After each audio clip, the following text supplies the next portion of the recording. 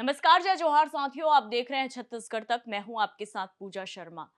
साथियों, छत्तीसगढ़ में चुनाव भले ही संपन्न हो चले हैं, लेकिन अब जो अटकलें हैं वो तेजी से निकलकर सामने आ रही है। तमाम तरह के अनुमान लगाए जा रहे हैं। बता दें कि छत्तीसगढ़ में लोकसभा की 11 सीटें हैं और इन 11 सीटों पर मतदान तो हो गए, लेकिन अब बीजेपी जहां 11 में से 11 कमल खिलाने के दावे कर रही है, तो वहीं कांग्रेस ये जरूर कह रही है कि बीजेपी की तुलना में इस बार ज्यादा सीटें लेकर आएंगे।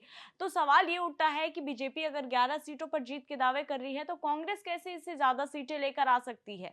ये सवाल बहुत सारे हैं, लेकिन अब इस बीच जो पत्रकार हैं, जो करीब से छत्तीसगढ़ की राजनीति को देखते हैं, उनका अनुमान काफी ज्यादा, अगर यहाँ पर कहें तो चौंकाने वाला है, हैरान कर देने वाला है। पत्रकारों का ये मानना है कि इस बार बीजेपी की जो सीट है वो कम होगी और कांग्रेस की सीटों में बढ़ोतरी होगी। बता दें, साल 2019 में जब लोकसभा के चुनाव हुए थे, तो बीजेपी जहां 9 सीटों पर जीत कर आई थी, तो वहीं कांग्रेस के पाले में केवल 2 सीट गए थे। ऐसे में अब पत्रकारों का यह अनुमान कि इस बार बीजेपी की सीटें कम हो जाएंगी, ये काफी ज्यादा चौंका देने वाला है। बता दें कि लोकसभा चुनाव को लेकर हम 11 में से 11 सीटों पर एक-एक सीटों को लेकर आकलन कर रहे हैं। हमारे संवाददाता लगातार वरिष्ठ पत्रकारों से बातचीत कर रहे हैं और उन जानने की कोशिश कर रहे हैं कि इस बार वो किस तरह से देख रहे हैं इस चुनाव को। तो अब इसी कड़ी में हमने बिलासपुर के पत्रकारों से बात की। पत्रकारों का कहना है कि इस बार जो बीजेपी है वो माइनस में होती जाती नजर आ रही है, वहीं कांग्रेस की जो सीट है वो बढ़ती नजर आ रही है। आइए आपको सुनाते हैं उनका यह बयान। वर्तमान में जो लोकसभा चुनाव हुआ है 2024 में, इसमें हमारे यहाँ छत्तीसगढ़ की 11 सीटें हैं।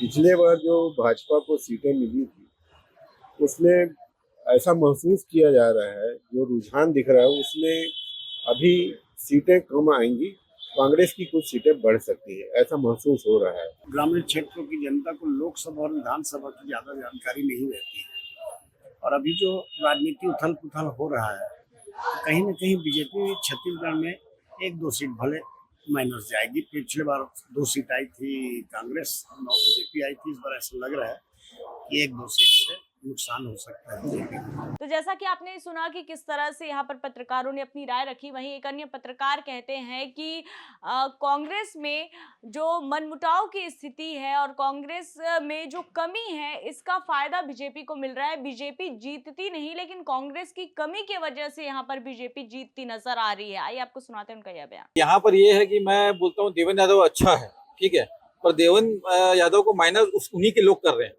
पिछले 5 साल सरकार रही कांग्रेस की, उन्होंने क्या किया? खाली गुंडागर्दी, ये घोटाला वो घोटाला। देवेंद्र यादव अच्छे हैं, पर क्या है कि उनको माइनस इन लोग करेंगे।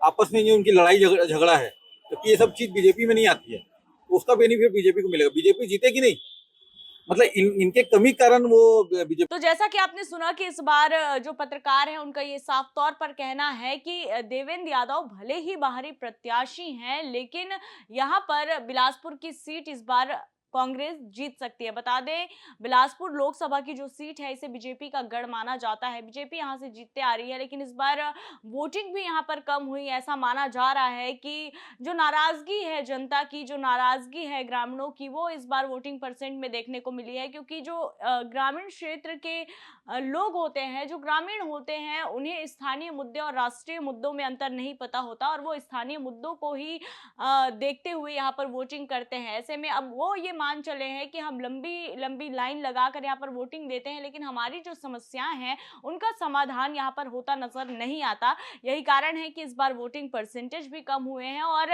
लेकिन जिस तरह से यहाँ पर पत्रकारों का ये मानना है कि 11 में से 11 सीटों पर, जिसमें 9 सीटों पर बीजेपी आई थी, उनके सीटों में कमी हो जाएगी और कांग्रेस की सीटों में यहाँ पर बढ़ोतरी हो जाएगी। तो अगर पत्रकारों का इस आकलन पर अगर हम ध्यान दें, तो ये बीजेपी की टेंशन बढ़ाने वाली है। वहीं कांग्रेस की ये बात सुनकर बल्ले बल्ले जरूर हो जाएगी। हालांकि ये तो आने वाला वक्त ही बताएगा कि इस बार जो है 11 में से 11 सीटों पर जीत के दावे किसके पूरे होते नजर आते हैं। तो साथियों, फिलहाल इस रिपोर्ट में इतना ही। छत्तीसगढ़ से जुड़ी ऐसी तमाम खबरों से अपडेट रहने के लिए देखते रहिए छत्तीसगढ़ तक। जय जोहार, नमस्कार।